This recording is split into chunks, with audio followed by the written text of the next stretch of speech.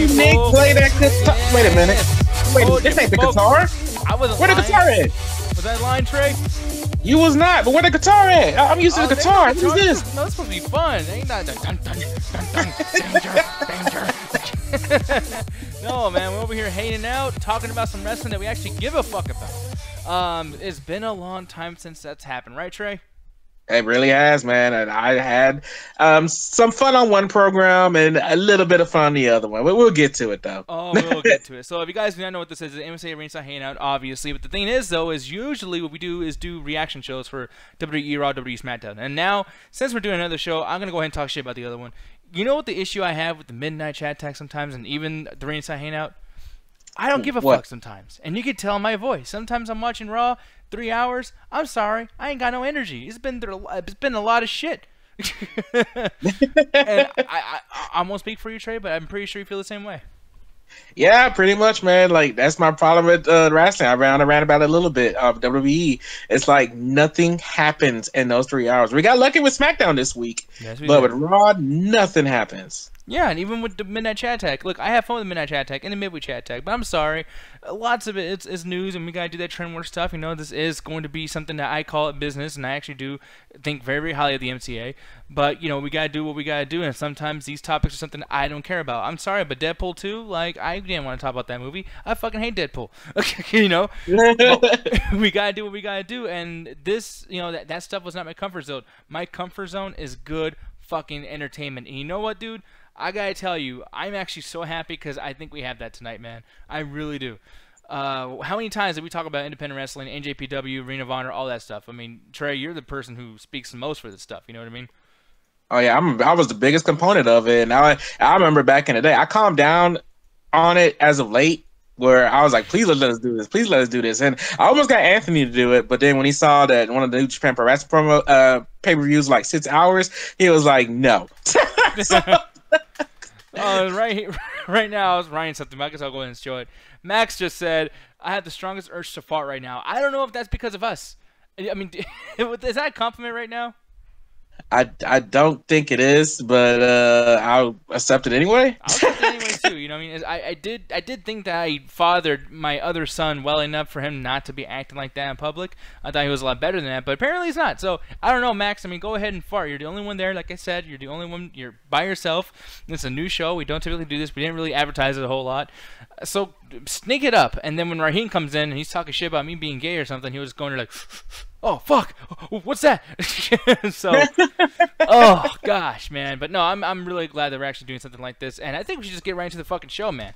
Because tonight we're gonna be doing Ring of Honor on Sinclair, the 6th of August episode that I think aired on Tuesday, if I'm not mistaken. Is it right? Or I believe so. Yeah, I think it was Tuesday.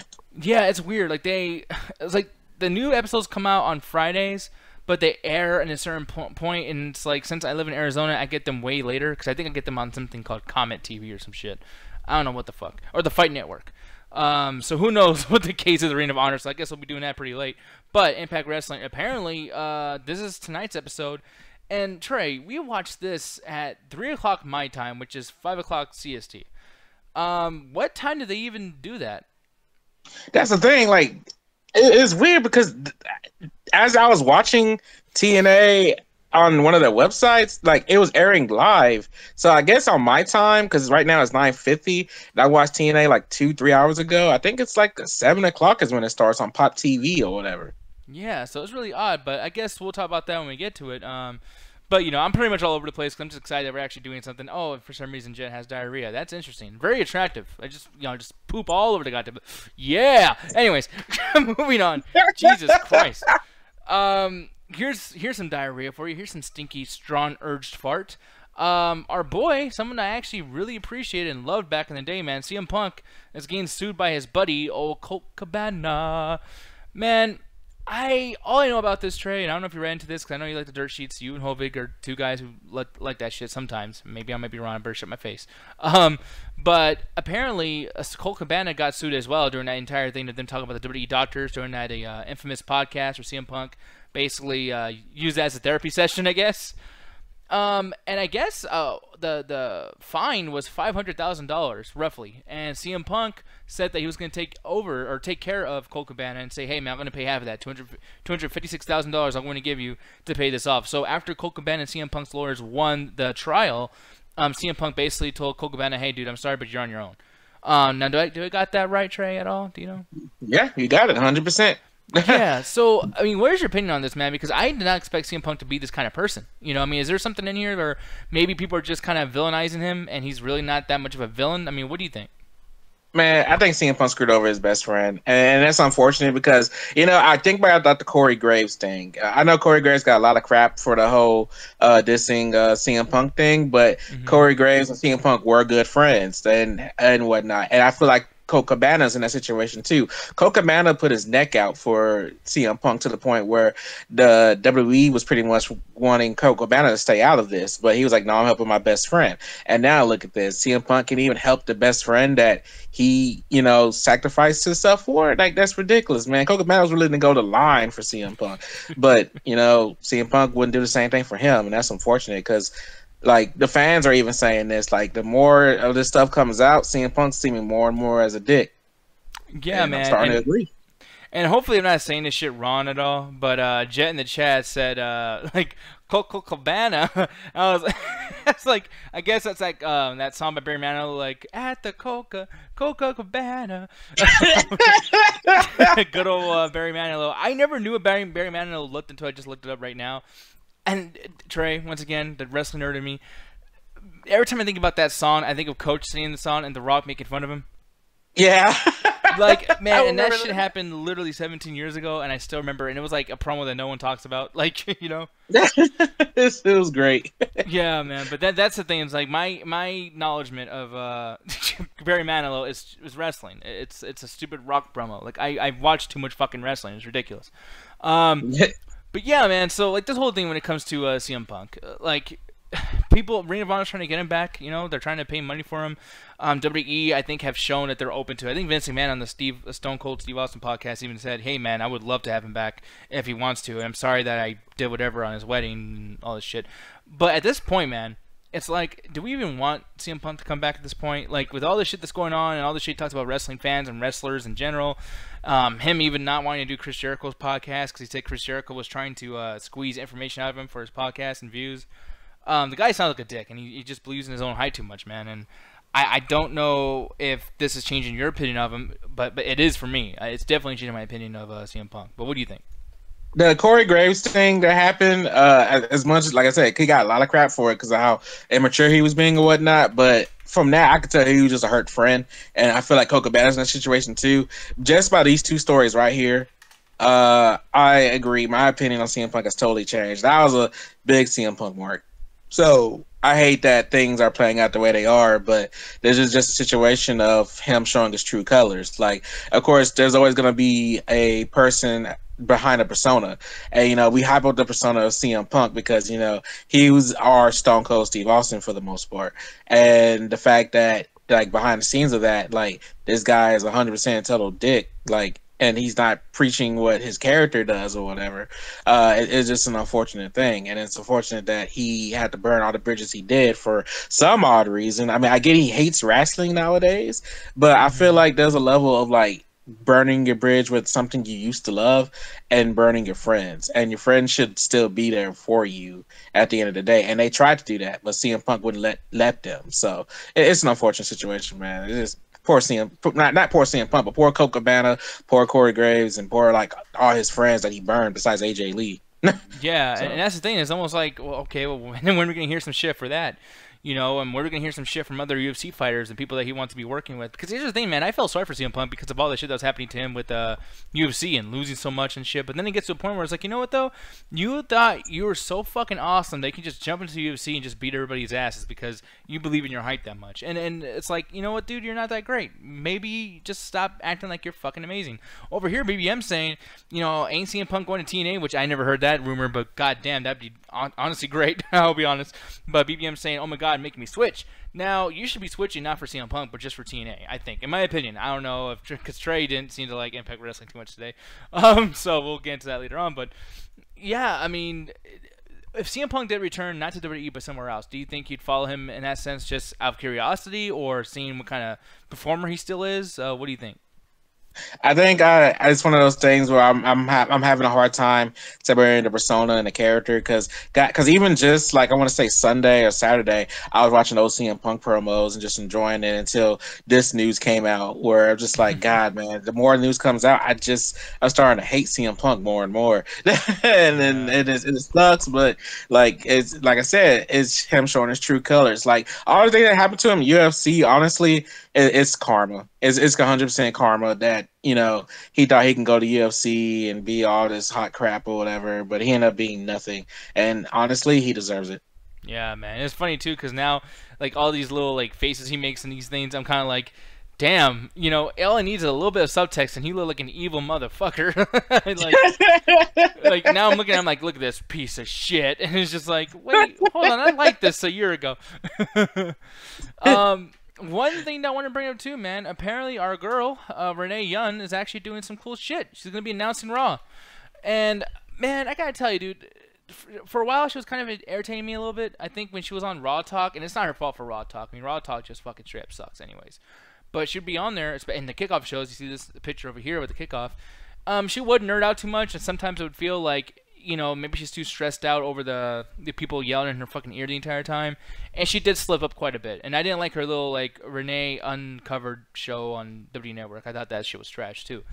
But hearing a different voice on the Raw announce team, especially a female's voice, and seeing her perspective and seeing her carry herself in such a professional manner, I think this is awesome, especially with the women. I think that having a woman discuss wrestling and commentate on women's wrestling as well could make the Divas division even better. But yeah, man, like, were you surprised by this at all? I was more surprised at the hype of it because I was just like, wait a minute, but she commented on NXT before. Like, but then I had to think about it. I was like, well, you know what? This is Raw, and of course they're gonna hype it up for Raw. So honestly, I think it's very cool because I always liked Renee Young on commentary. I remember being very upset when they took her off commentary on NXT. So the fact that she's coming back commentating on Raw, even as a one-off, I'm like, yes, more Renee Young commentary because I was on the camp where I thought she was amazing on it. So hopefully she's able to bring that same energy, that same flow as a commentator as she did on NXT here on Raw. And I'm hoping it's more than a one-off. I don't want it to just be just a one-off. I want it to be more than just that. Hopefully Coach can just let Renee have that, or maybe she'll go back to NXT commentating. Who knows? But sky's the limit for right now. So congratulations to Renee Young, man. That's pretty awesome. Yeah, and while Trey says all these nice, happy things, I'm going to say BBM did say she's trash. And she's trash in interviewing, and the backstage crap is absolutely terrible. He did say backstage crap. I was like, wait, she has crabs? Well, how do you know? But I will say, I think a big part of her, I guess, what do you call it, like, hype is around the fact that she's Dean Ambrose's girl. I think her being with one of the guys from The Shield, which is somewhat linked to Roman Reigns, it's like, hey, like, it's almost like nepotism, or what do you call it? Like, when you have someone in family that you keep, like, giving shit to. I guess it would be favoritism. Yeah, I don't even know. But I will say, like, she got there, I guess, somewhat easy. I mean, making it to WWE wasn't easy, but I think her staying around, she just has the greatest friends to be doing the same thing that she's doing. So I don't know. One thing I want to bring up too, though, is you saying this is a one-off. So it's one-off for WWE Evolution? No, it's one-off for Raw. Like, she's a guest commentator, so she's replacing Jonathan Coach as a one-time thing. So, but I'm hoping it becomes more than as opposed to an Evolution, because like Evolution's coming up so soon, and you would think you would want almost an all-female team to do that shit, right? Well, then again, like right now, her and Beth Phoenix is commentating on the Mae Young Classic, so I know that's a thing. But they haven't announced anything for Evolution yet, so I'm pretty sure we're just waiting for announcements on that. And I'm pretty sure she will commentate Revolution, so we'll just have to wait and see. Yeah, and by the way, are you hyped for Evolution at all? I never really got to ask you that during these last shows. Oh man, I'm scared. Only because it's one of those things where it's the stars that I love from NXT. Hell, you can watch the Bailey versus Sasha match from Brooklyn for free right now on the YouTube channel. It's like that's one of my favorite matches of all time because I was so invested in that storyline, and I'm like, boy, look how time has changed. Like it's just, this main roster crap that they give these stars that I used to love in NXT. Like, I'm very scared for this pay-per-view. I'm scared it's gonna be trash and everything. And I know these wrestlers can go, man, because I remember Sasha versus Bailey freaking making me cry over a match. The last time I cried over a match was a freaking Eddie Guerrero match. So, it's just before he died or after he died. It was before he died. Okay. I was about to say, I was like, yeah, because I cried too, but I don't know if it was for the fucking match. You know, that shit killed me. Damn, Johnny Cash and your fucking Hurt song. It's fucking Eddie Guerrero, then it was Logan. Stop. Oh, dude, that still breaks my heart. But anyway, I want this pay-per-view to be good, but I have very least. My expectations are very low because of what they show me on TV right now with the women, man. They do a terrible job with this booking. Now, if some of the NXT women come, however, the Evolution, then hell yeah, man, because I am so invested in the NXT women's storyline. It's ridiculous how well they treat their women down there. But, man, main roster, hell no. Yeah, man. But now it's time to get into our wrestling, whole thing here with like the results. There you go, the reaction and review. And by the way, too, I'm looking over here in the chat. I am so surprised. Di actually fucking likes wrestling. I did not know that. I'm very, very surprised.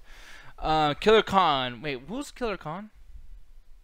I don't know. I thought you were talking about Killer Cross at first. Shit. Yeah, I honestly I don't know. I mean, he might correct us in the chat here, but I don't know who that is. Yeah, well, hey man, let me know when you think Di when you see his part, and then if there is a Killer Khan in wrestling, that's great because I've always felt Shao Kahn should be in the WWE universe. But yeah, man, I know that was stupid. Yeah, so here's the thing, man. Ring of Honor Sinclair, or on Comment or whatever the fuck they're on Fight Network. I have not watched Ring of Honor in so long, and right now we're going to talk about the 359th episode of Ring of Honor. So it's kind of like, dude, they're almost like getting like that whole. Remember when Raw started like celebrating their 500th episode and shit like that? Like, Ring of Honor's almost there. They should probably do that sometime soon. Maybe no.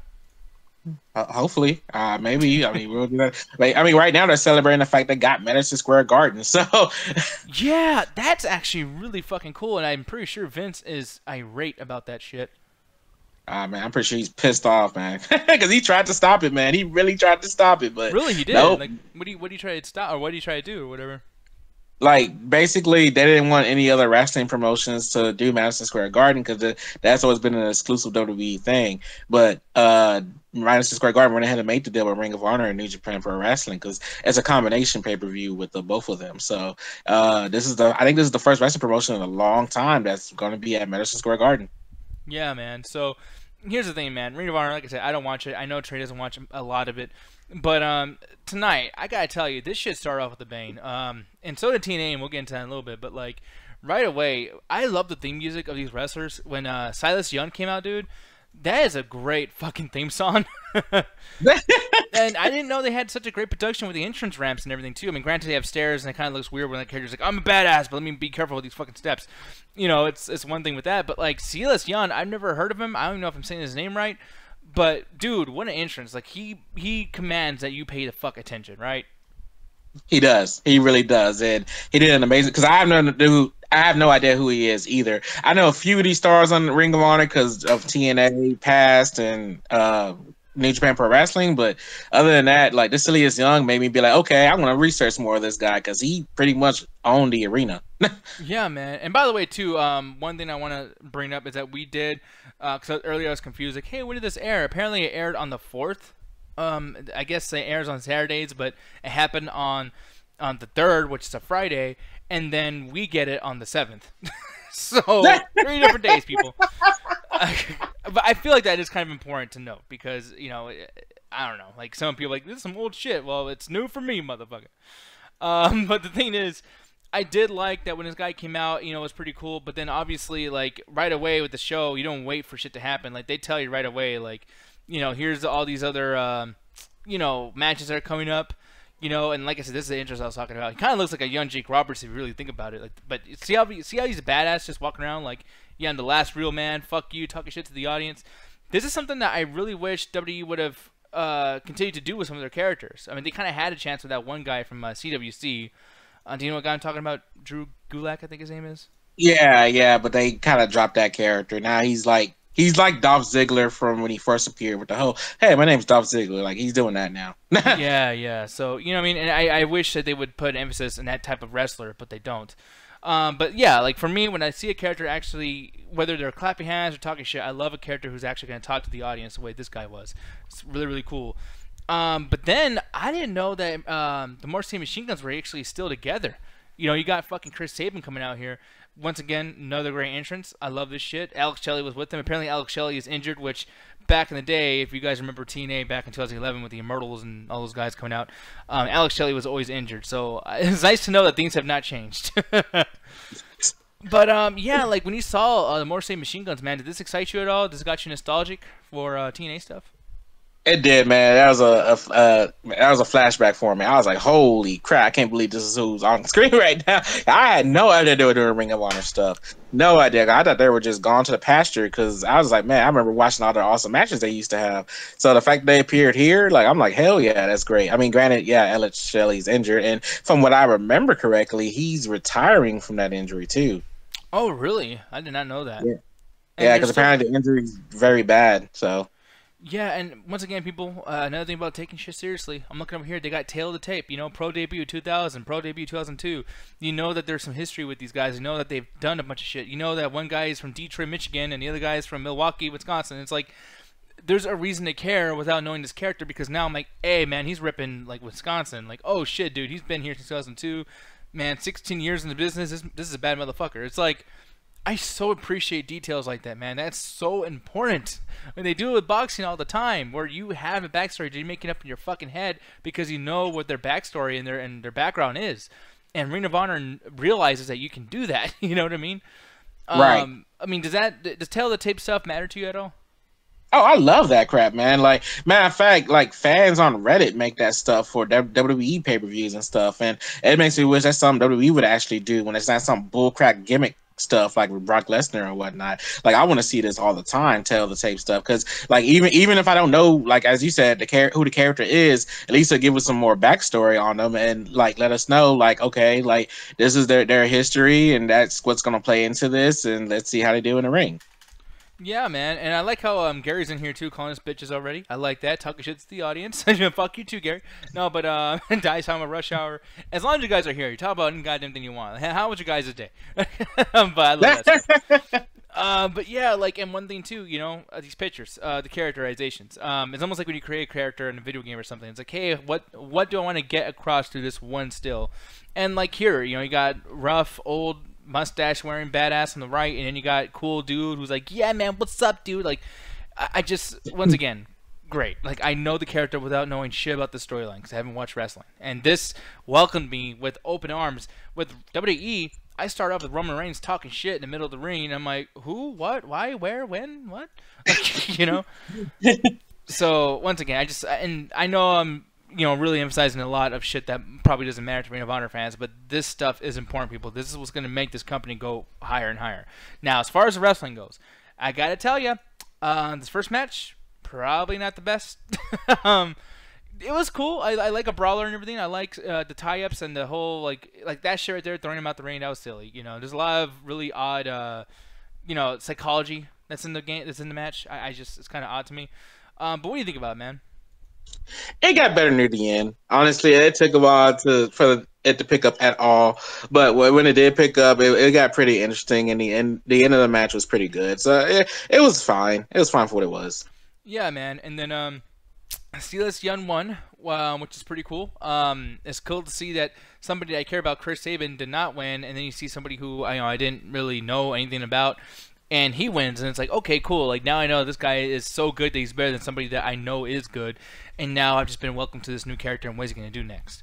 So I thought that was a pretty neat thing to do. But thinking about that and looking to the next thing, Marty Scurll and versus Shane Hurricane Helms. Here's the thing about Shane Helms, man. When TNA were doing their whole Hardy Boy, what's that shit called? The Final Deletion? Or what was it? Yeah, the Ultimate Deletion. The Ultimate Deletion. I thought that bringing Shane Helms in there and then to do more Hurricane shit was just kind of like really trying hard to do some old school, like, hey, WWE bullshit, where it's nostalgia for nostalgic's sake. Does it bother you that Shane Helms is doing the same shit? No, it really doesn't. For me, only because like that's just how his character. That's his famous character for the most part. And when you have a famous character, that's kind of what they're gonna stick with. Because he's tried doing the indies with the Shane Helms thing and whatnot. And he probably still does it, but people love the Hurricane, and that's something he likes to bring. Like it's more of him pleasing the fans more than anything, in my opinion. So. Yeah, and I will say that whoever is in charge of these guys' entrances, so I have that too. I mean, once again, I liked Marty Scurll's entrance; it was a pretty cool entrance.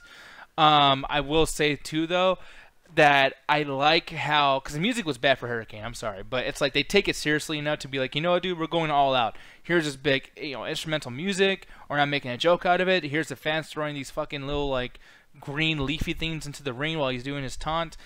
I mean, they go all the way with these characters. They're like, hey, man, you want to be a goose? Well, we're going to do the best goose music in the world, and fucking we're going to do whatever we can. It's like no matter what they do, Ring of Honor goes all the way with it. And do you think that WWE did the same thing, but it still work? Or do you think do you like WWE kind of like holding them back from going all the way with something?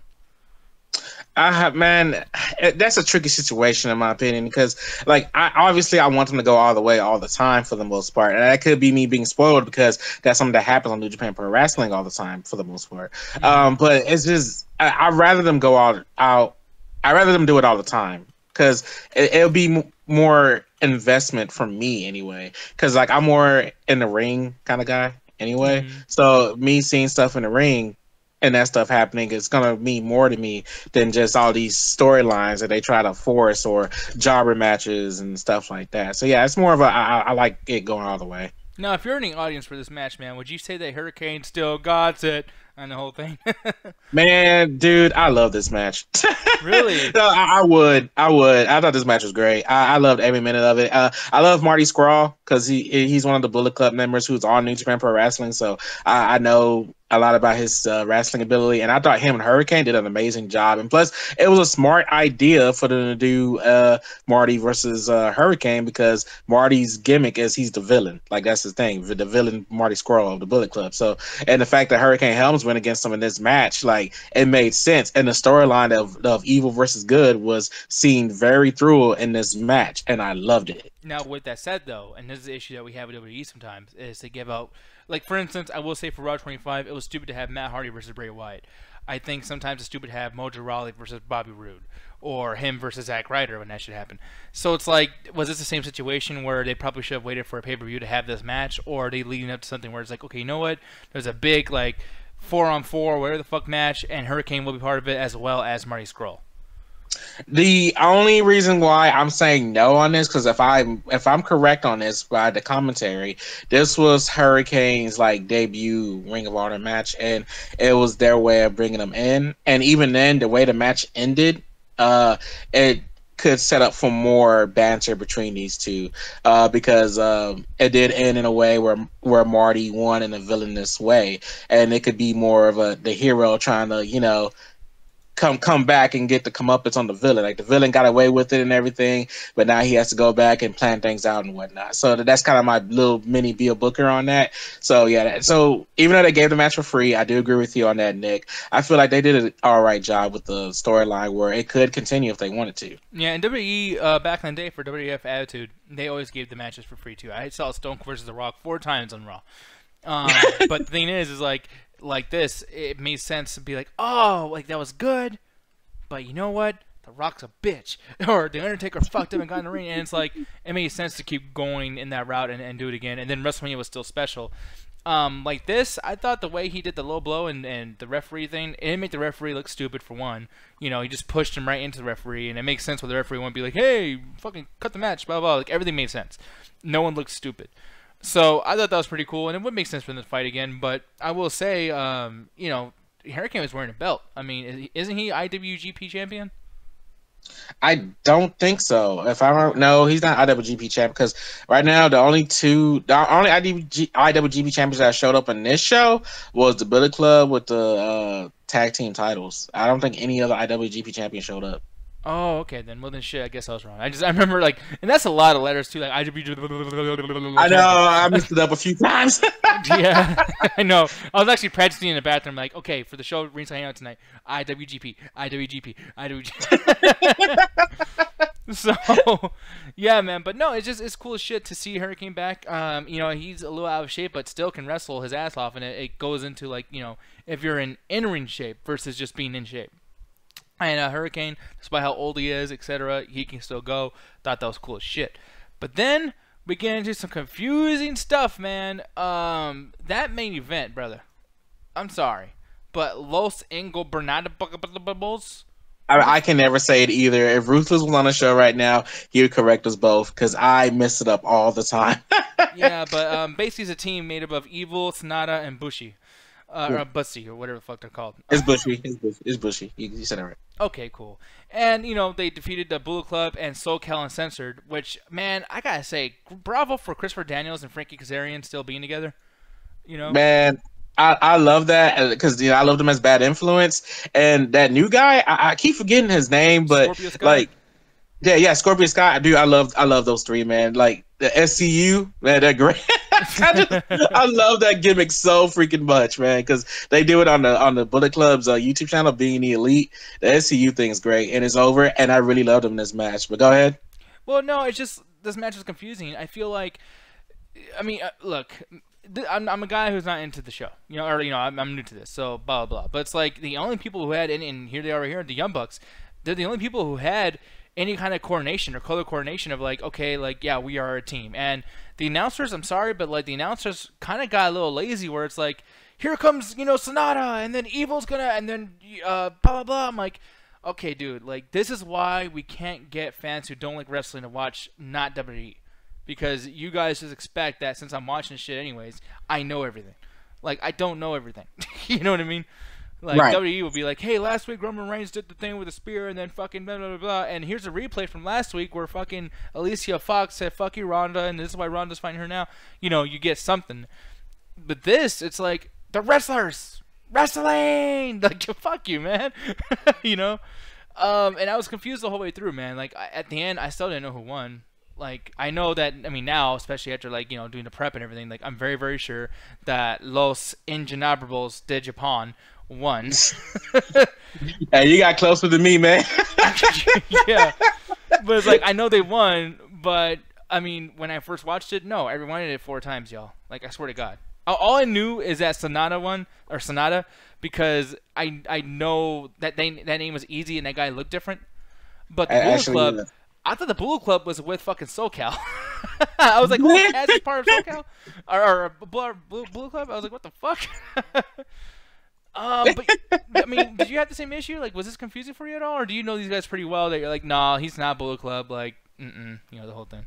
Yeah, I knew these guys pretty well, or I'm just like this is a match where I know everybody, just like with the Marty Scurll thing and Hurricane. So it's kind of like, yeah, this is a match I kind of expected from them. Matter of fact, I remember this being some controversy as well, because I don't know if you remember that spot where they flipped over and stuff like that, and they all did a drop kick. Mm-hmm. That caused like an MMA fighter, and I want to say, what's that dude's name? The guy with the glasses, the manager, Jim Cornette. There you go, Jim Cornette. Yeah, Jim Cornette, and then we're like jumping on this segment because they thought it was dumb and it's not what wrestling should be and everything. Wrestling needs to have skill and everything and stuff like that. And but psychology. Psychology. And with me watching this match, I don't know, man. I don't know if I'm just part of the new age generation of wrestling, but I still did enjoy the match the way it was. It wasn't the best match, and I do agree with you, Nick. It was a little chaotic for me to take anyway, because I'm mostly used to like the Young Bucks or SCU and them being on 2-on-2 instead of the whole 3-on-3 thing or whatever. But it was still an okay match for what it was. It wasn't my match of the night like it was, like Hurricane and Marty's was, but they did what they could. So yeah, man. And the Young Bucks, man, from being Generation Me, which by the way, like Generation Me, I liked Inc. more. I liked fucking Morrissey Machine Guns, the Beer Money, and these guys have shown, man, fuck all them. Like, we just completely missed a great tag team that should have been huge at that time. I don't know what would have happened if the Young Bucks went to WWE instead of like going back to the Indies after TNA and all that bullshit happened. Because they, by the way, people like Generation Me used to be the team they had in 2011 during the Immortals and the whole bullshit happening. I always call it the Immortal era because it's like just having Hulk Hogan there. The show was like, hey, we're a big show, we'll be WWE, and then Hulk Hogan left. It's like, we don't got shit. So You know, but when the Young Bucks were part of TNA, man, they were good wrestlers, but it's just I could not help but see them as jobbers. And now when I look at them, I'm like, dude, this is like if the Rockers are reincarnated into like some portal or some shit, and like we're given to the souls of a new tag team. It's weird, man. Like these guys, I feel like once they break up, they're both gonna be stars. You know, Man, I think it's funny too because you brought up the Rockers. They did try to do some rocker shit when they were in TNA, where I think Matt Jackson betrayed Nick Jackson to go solo. Yeah, and the thing is, they asked Eric Bischoff, "What's next?" And they're like, "Oh no, we'll let you know." And then nothing ever came out of that, so they left the company. Wow, that is some dumb shit. Yeah, man. So they're pretty salty with the TNA stuff still, I feel. But regardless of that, man, the Young Bucks, to me, they've done an amazing job getting themselves over where they don't need WWE. Honestly, they're running like one of the best successful indie wrestling stuff ever. They got a successful YouTube channel. They got a successful business, merchandise. They're doing an amazing job making the Bullet Club a worldwide thing. Hell, they got Bullet Club Pop Funko merchandise. They're the first non wrestling WWE wrestling people that got Pop Funkos or whatever, and that's impossible, I feel like. So their shirts are always selling over WWE shirts and everything everywhere. So the Young Bucks has done an amazing job. They're really the best thing to happen to Bullet Club. And it's a shame that Finn Balor, AJ Styles, Luke Gallows, and Carl Anderson left before that because man, I think they could have been making a lot more money with the Young Bucks than they are in WWE right now. Yeah, man. So I don't know what's going to happen, dude, but I got to tell you, like, one thing I'm really curious about, because we might do this again next week, and, I'm really kind of curious to see, what certain situations are going to happen, because this tag team match was crazy, and I do hope they get into, like, a brawl or do something kind of cool later on. But my main thing is Punishment Martinez. I've never heard of this guy. I've never seen this dude, but this ending right here was very ominous of, like, I'm going to fuck you up. like Silas Young, like, I'm going to beat the shit out of you, and I'm the champion, I'm a man, and blah, blah, blah. And I'm like, you know what, dude? Very, very curious to see how this guy wrestles. Did they say when they're going to have this championship match for the World Television title? I don't know. I really don't. So we'll have to wait and see. Maybe the next pay-per-view, whatever that is. Yeah, man. But I want to see that guy in action. Now, have you ever seen Punishment Martinez do anything? I have not. This will it'll be new to me too. So yeah, I can't wait to see it. We might have to check that shit out. But now we get into something that I'm gonna be honest, man. I don't know how this is gonna go because the weird thing is, man, we're talking about old school shit, or not old school shit, new school shit. I don't know why I would say old school right now.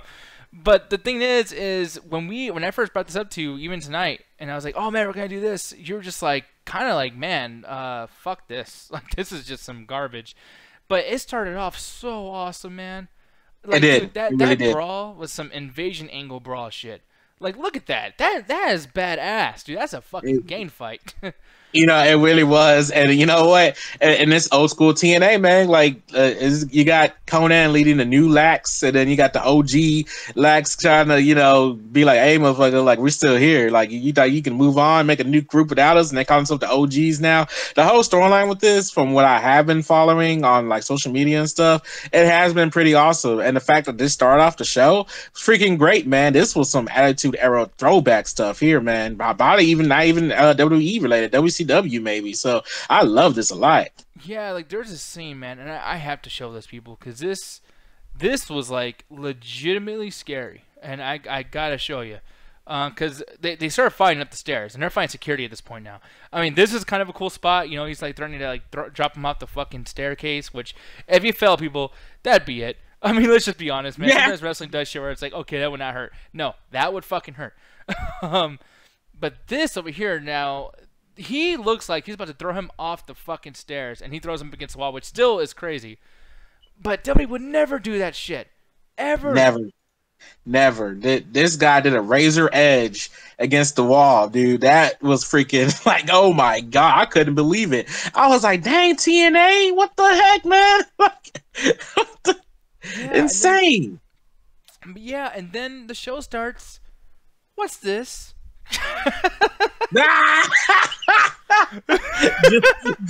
Jinder Mahal rejects. That's who. Why are y'all doing this? Damn it! But let me say this. Let me say this though. Even though I call them Jinder Mahal rejects, honestly, just by that little thing right there, the whole shit with the storyline they got going with that, Hmm. I gotta say they're way better than Jinder Mahal. I like them way better than Jinder Mahal already. Yeah, Like, well, because Gamma Scene, I mean, like, they're doing shit where it feels, like, authentic in a sense of, like, okay, you know what, like, we are really going to go all the way with this. We actually feel this way. Jinder Mahal, I bet he gets pumpkin spice lattes at fucking Starbucks. He's like, oh my god, like, Indian culture? I don't even know.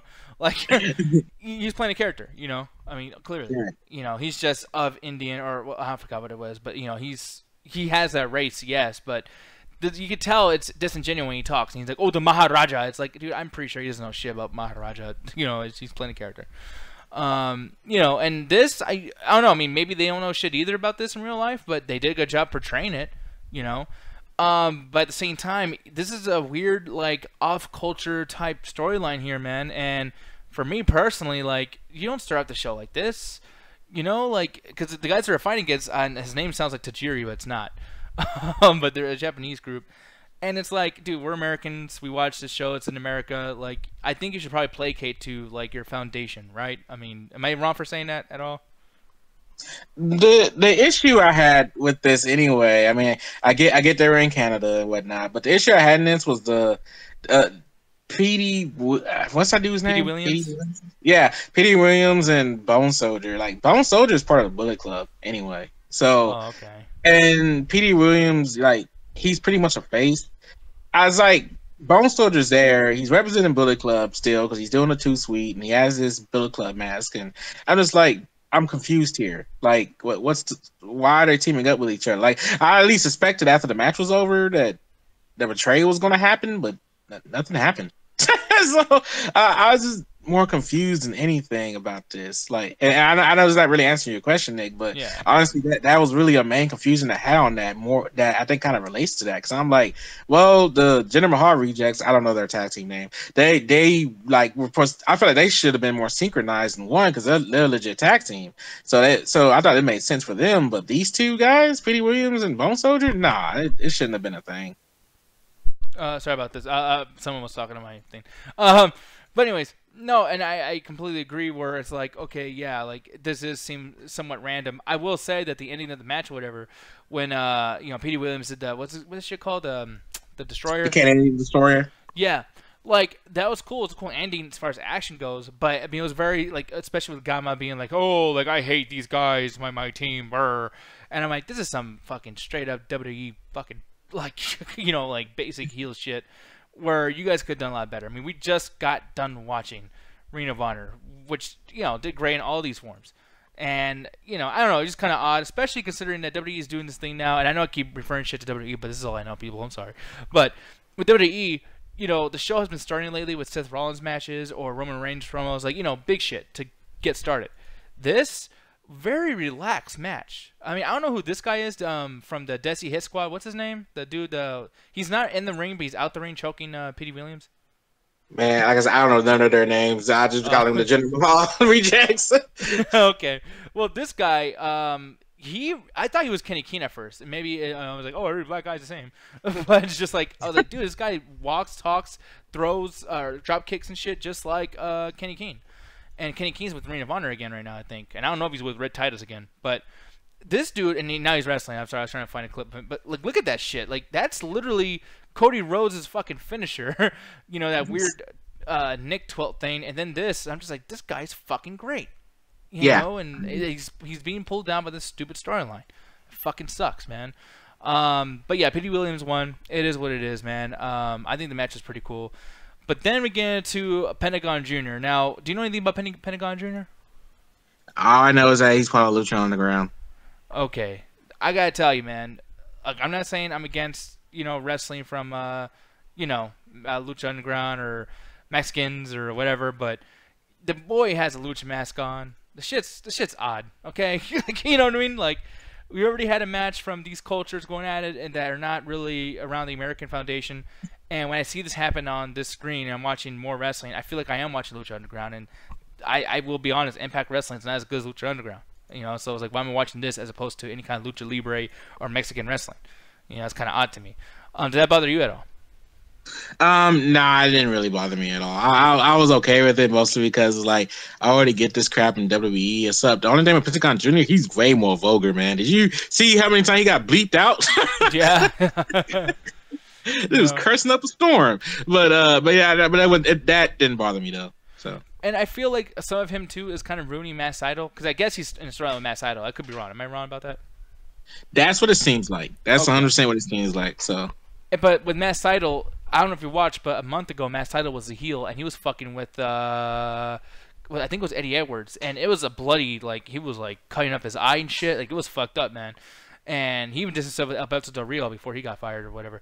But the thing is, Mass Idol now is doing very, like, super good guy shit, where it's, like, generic. It reminds me of Chris Jericho in WCW. You know what I mean? And yeah, for people who don't know, my idol is Evan Bourne, and Evan Bourne was always a happy-go-lucky, like, I'm just gonna entertain the fans and sharpshooters and wrestling moves, gah. And the shit was lame, and no one really liked Evan Bourne. I mean, he can have one of the best matches. I mean, he was in one of the best Money in the Bank matches that I was there for at WrestleMania. You know, it took place literally 3 blocks away from me. And yeah, he was great in the match, but no one gave a shit what happened to Evan Bourne. His best thing was getting RKO'd by Randy Orton. You know, right. so it's just like at this point, don't fuck him up again. I want brutality. Ring of Honor is able to show that everyone is a badass or have some kind of like extreme character. He's like a tiny John Cena, you know, and I didn't like that. And another thing I'm like, this girl Allie, bro, this was a bad promo. I mean, I thought this was Emma at first. Ah! But good, talk about just generic blonde. I'm not talking shit about white girls, but generic white bitch syndrome like a motherfucker, man. Like I hated this promo so bad. Did you hate it as much as I did, dude? Okay, I'm gonna put this out there. Like, when it came to the Impact stuff, I've been watching it only because of her, Rosemary, and Sue Young, like that whole storyline. Because I love that storyline of the Demon Bunny and Sue Young being like the undead bride storyline. Like TNA did an amazing job with that. And Allie can cut better promos than what she did tonight. I've seen it. You could look it up. That I loved all that stuff that happened in between those three. Saying that, man, yeah, this promo was pretty bad, and I hate it. I hate to admit it because I've been watching Impact mostly because of that stuff. But man, yeah, it was bad. And then Kiera Hogan, man, our former co-host on the show, Anthony, it was in love with her and everything. Her promo skills was just as bad tonight. And I've never seen a Kiera Hogan thing, like a match or a promo or anything like that. But I know Allie can cut a way better promo than what Kiera Hogan did. So. And Kiera Hogan, I'm sorry, but like more than the sexual thing, because I mean she's been considered to be having like the greatest ass in the business. People talk about her a lot like that, and you know lots of moves she used to do, I guess back in the 80s, is very sexualized moves. But it was like there's balls to it because it's like when you do certain moves like that, you're like, hey, it's the girl who's too extreme for WWE. They'll never hire her, but watch her because she's badass. With here, I'm sorry, but it's like treat her like Ember Moon. Treat her like. It's not like a sexual thing. She's just a fucking badass. Like ODB. Do you remember ODB? Oh, hell yeah. ODB was amazing. Yeah, where she was sexy, but like she was like Stone Cold or like a fucking Braun Strowman almost. Like she would just run in there and beat her own head in with a beer can, or no, she would have a beer bottle, a big ass whiskey bottle or something, and she'd just be getting drunk and just fucking people up, and she even beat up men. And Kiera Hogan could be that particular person. I think that can work perfectly. As far as what I've seen in TNA as well, or Impact Wrestling, they don't have many black girls. So it's like you have a lot of new, different shit, and she's literally almost off the screen right now to have this shit. Like, no, bad. Very, very bad decision. I hate it. I hate it. Hey, the sad thing is what you heard that you saying for them to do Ember Moon to her is that she just came out with a whole thing saying that Ember Moon is doing what her gimmick was supposed to be, Yeah, and then like the very next day, like Ember Moon came out with it, and that upset Kiera Hogan because now all Kiera Hogan hears is that, oh, you're copying Ember Moon, when in reality Ember Moon's copying her. Yeah, So, and we're not saying it's Ember Moon's fault. It's just WWE's fault for stealing other people's fucking ideas, or doing whatever they're doing, or just giving a gimmick that they already promised somebody and giving it to somebody else. Because Ember Moon, to be honest, like I love her wrestling moves. I like her finisher, but aside from that, what makes her is a character, and you probably could put that character on many other girls. You know what I mean? So not saying because who do you even know Ember Moon's real name? no, I don't. No, okay, yeah. But like for me, it's like whoever she really is. She could have been crazy, badass Ember Moon chick, or she could just be big booty girl with her titties out. You know, I don't know. But I like her, so I don't know. But moving on though, Austin Aries. I did not know Austin Aries was at my wrong fucking page. My bad. I did not know that Austin Aries was actually on top of the roster right now. You know, he's a champion. Oh, he has been for a minute now. He's been ruling Impact with an iron fist. Do you feel like that's almost a bad thing, considering that he's just another WWE refugee, or whatever the fuck, he just left? He's like, oh, okay, well, since I'm free from WWE, you guys can just hire me because you guys know WWE talent is the best. I mean, is that still a thing for TNA fans? Nah, and the reason being is that it made sense for Austin Aries to be champion at the top of the food chain, in my opinion, only because he is a TNA original. So it's more him coming back home and ruling the area that he's used to. Hell, he created the whole Plan B thing, which, you know, even though it made the S Division Championship irrelevant, and I still had problems with that, it was something he innovated. So I think him ruling it makes sense to me anyway. I mean, does it make it seem like he cried back home just to, you know, get up on top? Yes, it does. But at the same time, I feel like it makes a lot of sense for Impact to put the title back on him because they see Austin Aries as a superstar that he is, and WWE never saw that. Yeah, no, and I agree with that too. But again, to this, man. Now, we are talking about some divas already, or I guess knockouts. This, though, gotta tell you, great match. And who's this girl again? The girl who's pinning the other one? Are you talking about Tessa Blanchard? Yeah, well, no, I don't think I'm talking about Tessa, because Tessa is the one on the ground, right? No, because Tessa Blanchard is the black-haired one, and the blonde-haired one is Allie Edwards. She's married to Davey Edwards or whatever his name is. Oh, Eddie Edwards, yeah. Alicia Edwards. Yeah, Alicia Edwards. There you go. Yeah. So yeah, Tessa. Okay, because I was gonna call him the wrong thing. I'm glad I asked.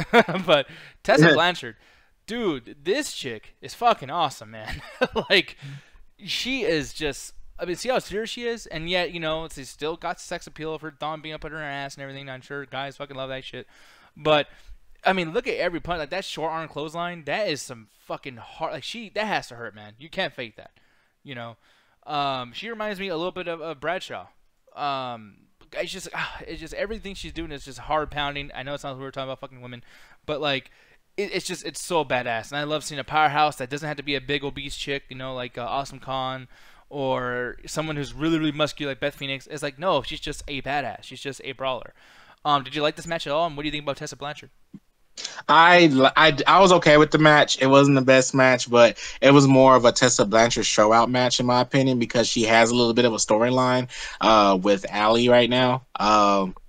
But as for Tessa Blanchard, I've always been curious about her only because she's the daughter of Tully. So, of course, like kind of like Charlotte, like I want to see how a daughter of the Four Horsemen would do in the wrestling business. And just like Charlotte, I think Tessa can go, man. I can't wait to see how she keeps improving in the ring because she still her promos that she cut after the match was a little but her wrestling skills, I think she's already honed the craft. So I can't wait to see how that whole thing plays out. Hell, I'm still hoping for a match eventually between her and Charlotte because I would love to see a match with the Four Horsemen daughters going against each other. Yeah, man. And then we get a match that I feel like they probably just did this out of. I mean, it's the same issue I had with Hurricane versus Matt Scurll, whatever his name is, from Ring of Honor, where they give this match out for free. They had a storyline apparently, Matt Sydal and Pentagon Jr., and then here they are giving this match out, and it's like, okay, well, after you guys are done with this match, I mean, what do we got left? Like, I don't know. I feel like it was odd. I feel like there should have been some, you know, video showing all the shit that's happened to him. All you had earlier was the Pentagon Jr. promo. And that was it. I don't know. For me, I didn't like this match a whole lot. It should have been either a title or a contendership kind of mention, or just show us what's been happening so far. They didn't do either one. But what'd you feel about it? You know, this match kind of reminded me of Tyson Kidd versus Neville. And from NXT, I forget which the NXT takeover that was, but basically it was like they had the same style and they were kind of emulating each other a lot. I feel like this match was trying to do the same thing because, you know, Matt Sydal, or God dang it, I hate not saying Evan Bourne because I hate Matt Sydal as a name. Pentagon Jr., like they pretty much kind of do the same style, even though Pentagon Jr. is more of a lucha style, of course. But this match wasn't as great as that Tyson Kidd versus Neville match. This match was kind of lackluster. and the story that they were trying to tell in the ring just didn't shine out to me at all whatsoever. It lacked a lot in my opinion. So yeah, it was kind of bleh. Yeah, and that sucks, man. Cause like for me, yeah, I mean, I thought the match was okay. It's just build up wise. Like don't do that. I mean, even this, like I forgot to show the build to that, but basically, like the fake, like, oh, I'm so knocked out, I'm so tired, but then I'm gonna do this crazy move right afterwards. Like, it's very, very much like John Cena, Roman Reigns shit, and it's like my title is a lot better than that. So, like I said, I didn't enjoy it a whole lot, but then something I did enjoy, man. The promos from LAX. I think these are the OGs, by the way. I don't think this is LAX. But I love everything that they've been doing. They were doing stuff, I think, 3 months ago with Alberto El Patron, Del Rio, whatever. And everything that Conan's been doing, man, like, I'm really kind of surprised how catapulted he's been. Like, just, like, he's the top of the fucking program. He's almost like a main event guy. Does that surprise you at all? Like, did you always see this in Conan? All right, always, man. Dude, I used to be a Conan fanboy, man. Back with the Wolfpack and everything and whatnot, man. I loved Conan. And hell, I loved watching him back in the early TNA days. And that's cool seeing him still doing this damn thing now. The people in the ring was LAX, whereas the people on the balcony was the OGs. That promo was actually pretty awesome. I loved it. Like, I'm hyped up about this promo. Kind of shine out of everything tonight, in my opinion, to be honest, because you had the stuff that happened earlier than the promo work, where it's just like, this is the storyline. I feel like TNA is wanting this to be the storyline to watch right now. Like, that don't care about anything else, because no other story shined out besides this one. Yeah, and like one thing I really enjoy too is, this promo was just them talking shit, right? And usually I like when a match is made through those, but it wasn't. I feel like there was going to, like, okay, I see where this promo's growing. I'll see you next week, or I'll see you at the next TNA pay-per-view. Never happens. But then when they come back from commercial, Josh Matthews is like, okay, well, now we made that a match. And I was like, okay. So we got to have a cool argumentative promo of like, go fuck yourself. No, fuck you. But we'll make it a match later so they don't have to like force feed us. I'll see you next week. You know what I mean? Like, I wish many people would do that more often, just even in Ring of Honor too. Have the commentators, announcers do this shit where when they make the match or announce the match, then they are important all of a sudden. Don't make the fucking promo be crappy because we need to make sure to bring it home and say, I'll see you next week. You know what I mean? Right. So that was really cool. I mean, Josh Matthews really hit it home after the commercial of just saying like, hey man, yeah, like this will be a match. So really, really cool. Love that shit. And then also to announce too, they're gonna have Ali versus Su Yun. So once again, we're getting free content. We're getting, Su Yun and Ali's, fucking feud match to happen next week, which is cool because it's like now I have to wait for a pay-per-view. But once again, don't give shit for free because then why would I buy it? Whoa. The thing is, the TNA's been having a pay-per-view issue anyway. That's the sad unfortunate thing for this company right now, because they have been doing a lot of free pay-per-view. Hell, they do free pay-per-views legitimately on TV, so where you don't have to buy it. So yeah, so it's kind of one of those things where like, yeah, it's rare for TNA to do pay-per-views now. Hell, I think the legit pay-per-view they did last was Slammiversary, but I remember them doing Bound for Glory and stuff like for free, like showing it on the Pop TV and whatnot. So that's the issue TNA's having. Yeah, and then another issue that TNA's having is shit with no context. Jimmy Jacobs has a video promo saying that he's a good guy. I'm a good guy, man, but I'm capable of very bad things. I'm like, okay, nice to see you, Finn Balor. I'm glad you're talking American. But then then he's talking about Johnny Wants a Monster, Johnny Impact. I gave you a warning last week. Okay, well, can you show us a warning? What was a warning? What warning? What are you talking about? And then you got me next week. Okay, more free content. Granted, I can't have that complaint so much now because you just told me they give out free pay-per-views, which is also a very dumb business move. You shouldn't do that. Make it $5. Don't make it free, you fucking morons.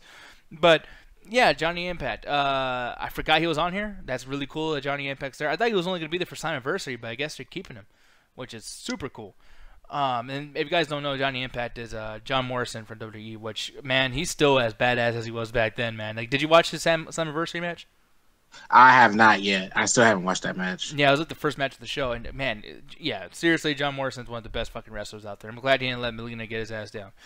But now, here's the big thing, man. I think this is what actually really pissed you off, if I'm being honest. This main event match. Talk about no context. I mean, granted, I don't need context for a World Heavyweight Championship match, and this was a great match. But who the fuck is Killer Cross? Like, who is that? Killer Cross came out to the ring and helped Austin Aries, and apparently people were shocked. But I don't know why they were shocked, because it's very obvious they're going to do some heelish shit. So, what the fuck? What do you have to say about this, man?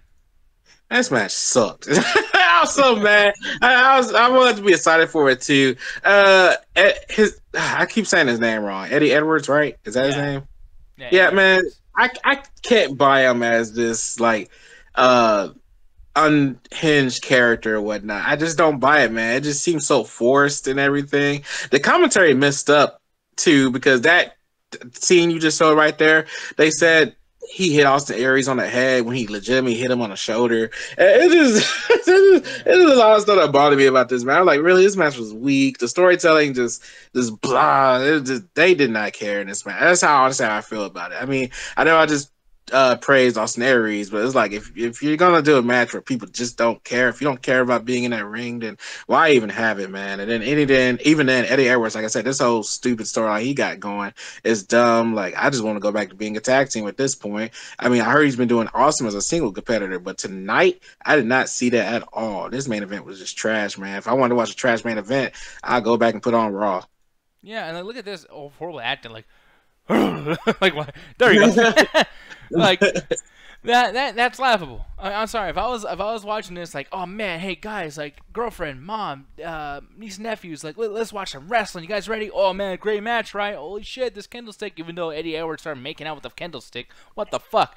But then you got Killer Cross, and it's like he looks pretty normal, so they're making him do this crazy guy shit when he looks completely normal. It doesn't look crazy at all. It's very disingenuous. I think he makes that weird face like like what? Stupid.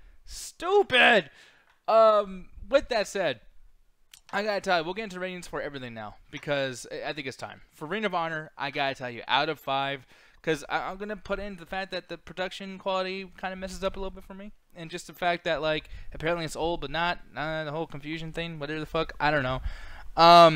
But yeah, I give it a 4 out of 5. It was a pretty fucking amazing show. If they had the production, if they had more matches, if they had 2 hours to give me more content, I would say it's a fucking damn near perfect show.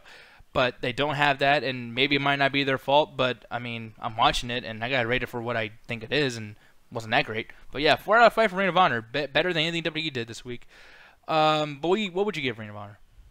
Yeah, 4. I'm with you, man. 100%. 4 out of 5. I'm all for it.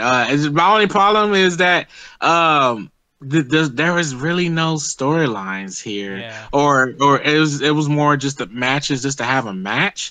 So I'm guessing this is a period where pay-per-views aren't happening. Like, the only thing close to a storyline even it was the Marty Scurll versus the Hurricane, which I hope we get to see more of a storyline with those two. But other than that, most of it was just matches just to have matches, which is nothing wrong with that. But at the same time, if you're watching the product, you kind of want to get more out of it, and that might be something that WWE and WCW kind of got us in with the whole storyline thing. Mm-hmm. But I would like to see more of that from Ring of Honor. Yeah, no, me too, man. But then when it gets to TNA, it's like too much story and shitty matches. It's like the complete opposite problem. Because I'm telling you, dude, there's a lot of storyline that I'm not hearing. Like, I hear the story, I see the promos, I see that it's a big deal that this match is happening, but you didn't tell me. So, stupid. And the matches kind of seem like they're relying on the story. Like, there's a part Eddie Edwards just licking the candlestick. I can't get over that candlestick lick. That was fucking weird. And, you know, it's like, oh my god, here he goes. Oh, he's gonna get him, because there's been weeks that you don't know of that he did to the guy, and blah, blah, you should have been watching, you fuck. And, oh, God, Killer Cross, who is he? Who knows? Who cares? Yeah, I'm sorry, but TNA, well, not TNA, because they're not called that now, Impact Wrestling was definitely a 3 out of 5. It's pretty close to being almost a bad show. I actually like SmackDown more than Impact Wrestling tonight. But what do you think?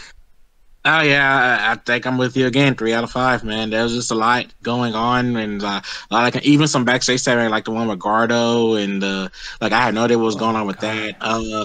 Yeah, Grado's this fat guy, people, that he's in. A few weeks ago, he was wearing a diaper, and he was with this like really hot chick, and she's like rubbing his man boobs and his stomach. And I know girls like big guys sometimes. His a personality is a great thing, but on TV, he's slimy, he's fat, and I see everything. I'm sorry, I'm kind of grossed out. That's it. Yeah. Yeah. Yeah, yeah. And then Scarlett Bordeaux, I don't know how to say her last name. I said this when she made a cameo appearance on Raw, where Nia Jax had to do a squash match against her. You can watch that Ringside Hangouts episode from a while back. Mhm. She's my wrestling crush, so it was cool to see her tonight. Well, and she actually has a new show to be in next week, and I guess it's gonna be like, what is it gonna be like the Kevin Owens show, or is it gonna be like an actual show? I don't know. I don't know, but we'll see how that goes because I have no idea what they're gonna do with that. Because even though she is my wrestling crush, I was gonna say this. She was pretty cringy tonight. I just it was so dude, like it was so very forced, and I feel like she has a lot more to go, like in terms of acting or whatever, like in terms of her character. Hopefully she'll be able to hone it better. But other than that, yeah, I think the only stuff I enjoyed tonight was the LOX OG stuff tonight and the Tessa Blanchard stuff. Mm-hmm. Yeah, I think that's it. 3 out of 5, man. Yeah, and one thing I will say too is they are almost there with a where the fuck are these Impact Wrestling superstars level, where it's like there's no Drake, there's no Callahan, there's no Phoenix, there's no Bram, there's no Hendry, there's no fucking most of the tag teams are all gone. It's like people like you all have more wrestlers. Like don't do so many single matches when you have like a shit ton of wrestlers. You could have got somebody in there.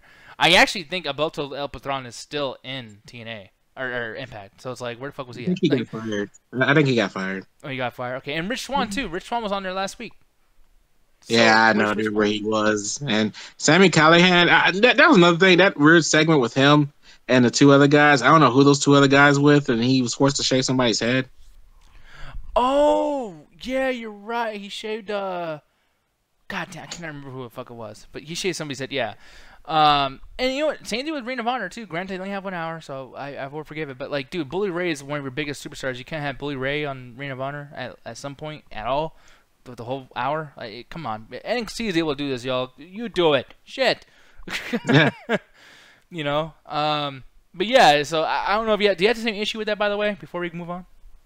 Yeah, and the thing is, nah, because I think I answered this before. I'm okay with the story and with the characters and stuff they want to show us that night anyway, because it's like only a limited amount of time they have. But my issue with that is that if you're gonna have these characters on there, give us a legitimate story. Don't, and even then, like the same thing with ROH. It was one of those things like, yeah, this stuff happened, but you're telling us and not showing us. So. By the way, if you guys are curious what he's talking about, he has a crush on this very generic white girl. You like your white girl? God damn. I mean, this is Tori Wilson 2.0, folks. Seriously. This is literally like if I stereotype like models or like half naked girls, like she comes up, and I don't even know her. Yeah, man. But I mean, yeah, man, she had the like doing the Ring of Honor day. She had the Paramore thing going, and you know, oh boy, brother, yikes. No, she's pretty. I ain't gonna talk shit, but you know, it's all good, buddy. I know. Yeah, but actually, you know what? Though when I first saw her, man, I was actually like this guy over here, man. I was like, and then God dang it. ass. Oh man, I love that face. I'm sorry. It's hilarious. Look at that. That shit's so stupid. Oh man. Oh, and the Shark said Rich Swann got injured a couple weeks ago, so that makes sense. You know. Thank you very much for that, Shark. You're awesome, bro. So yeah, we had Trent Scarlett Bordeaux for life. Yeah, man. So who was the best of the brands is the question that we all kind of go to right now, and I'm gonna have you go first. I'll be last on this one. Man, RH, man, it got the 4, so I have to say that it was the best of the brands. However, honorable mention goes to SmackDown, honestly, because SmackDown they brought it. It's just that most of their matches were lackluster, but that main event was the best wrestling match this week. Yeah, no, it really was, man. See, WWE SmackDown, it's weird, man. It's, I think like somebody is like behind Paige of just like, man. She might like me if I make a good show. I think I'm just gonna try my best to do the best thing I can do. Like, you know, it's because it's weird. It's been good since she's been on there. It really has. Even the shit with Absolution has been good. So it's like SmackDown. I hope you guys keep kicking ass. But you know, there's a reason why we're doing Reign of Honor and fucking TNA right now, people. But I don't know. Yeah, for me, I guess I would say it's a hard one. I guess I'm gonna say Ring of Honor, man. I know like our ratings, make it obvious to know, but sometimes you can give something a rating and then still like something else more. But nothing happened on Raw that was worth it for 3 hours. Same with SmackDown. I will definitely give this to Ring of Honor. Ring of Honor won this week. Maybe next week, if we do this again, we could probably do WWE NXT. Maybe NXT won. I mean, I know we didn't review it, but did you see NXT this week, Trey? I have not yet. I haven't had time to check it out. Okay, yeah. So, and then obviously 205 Live, but we can't do all of those. People will fucking go crazy. But, but yeah, hopefully next week, man. We'll see how it goes again. We might try to do this again, and if we can, we have the time. It'll be fun as shit. But yeah, with that said, Trey. You know what else is fun as shit? What? The Untitled Gaming Show. God. Yes, join us on the Untitled Gaming Show tomorrow with Nick Diaz and Alan. Ganja Guru is adventuring the world as he usually does, so he will not be on there. But Alan and Nick got you, and I'll be back. People. He's very busy enjoying himself. I might show up tomorrow. Who knows? If they need my help, I'll join. But most likely, I'll be there next week. Saturday is the main event of this channel you're watching right here, the Midnight Chat Attack. Join us there. Midnight Chat Attack, 7:30 CST. You got the After Hours ran by Nick Diaz, and you guys are watching one of my favorite movies, Freddy vs. Jason. Oh yes! I don't know. I wish I could do it. And Jason Jones, he's in the chat. He says NXT won this week, and G1 Climax has been amazing. Okay, Trey, G1. Yeah. Would you want to watch it at some point next week? Hell yeah. Oh, we'll do that then. We'll add that into our little thing because there might not be news of someone suing his fucking best friend. So I will say this: the G1 might make it to where we don't do RH and TNA because it goes on for a minute. So I'll be honest with you, but we'll see. We'll talk about the behind the scenes. But then you turn that clock back around after the Midnight Chat. Like you get the Monday Night Raw ringside hangouts. Joins there Monday Night Raw. We're going to give it another chance, and hopefully Raw will be good and some stuff will happen this time. And then Tuesday you got the SmackDown ringside hangouts reaction show as well. SmackDown won kind of sort of for WWE this week. Hopefully it does the same. And then Wednesday you got the midweek chat attack. We talk about topics in the middle of the week. Don't forget the Midnight Chat Attack Facebook page. We got awesome stuff going there all the time. And then finally, you got the Midnight Chat Attack Amino. Join us on the Midnight Chat Attack Amino so you can talk to everybody and chat with the chatters. And we brought back the community questions. Ask you community questions so they can answer them for you on the Midnight Chat Attack at 7:30 CST. Back to you, Nick. Wait, can you repeat all that? I wasn't listening. Man, no. Oh, wait, thanks for joining us, guys. I forgot to say thanks for joining us, you guys. See, I thought I did my spiel right, and I failed. People, no, thank you very much for doing everything you just did, Trey, because holy shit, I would have given up right after Raw. But the thing is, we had a good time. Doing that whole thing backwards, I hate it. Exactly. Just say people watch us at some point during the day. Oh man, but no, people, thank you very much for watching us tonight. I know this came out of fucking nowhere. I know we did a launch show. We didn't tell you guys. Maybe we could have done better at certain things, but it's a work in progress. I'm not used to doing Ring of Honor shows. I'm not used to doing TNA shows. Probably fucked up a lot of names, but we will get into it. We'll get better at this, and I gotta tell you, like I had a fucking blast. It's so nice talking about wrestling and not fucking WWE. I gotta tell you. I had fun. I mean, I like that we brought back the news segments like we used to back in the day, and just talking about some wrestling shows that were better than WWE. Hell, both Impact and RH was better than Raw. Yeah, man. So we'll see what happens. So people, we'll probably see you next week on Thursday. It'll have to be on Thursday. It can't be on any other day because we're too busy doing other shit. So with that said, thank you, Gary, Shark, Jason Jones, BBM. Fucking everybody. You guys are awesome. We're getting the fuck out of here. So with that said, you're not Ganja Guru. I was about to call you that, though. But you're not white. Or whatever he is. So, on 3, 2, 1. Attack the mother beeping chat. Screw SummerSlam. That pay-per-view was garbage. Screw it apart. Screw it. G1 Climax. They need to chill out with their fucking names. Are we playing that guitar this time? We will. I promise. I'll bring me the guitar.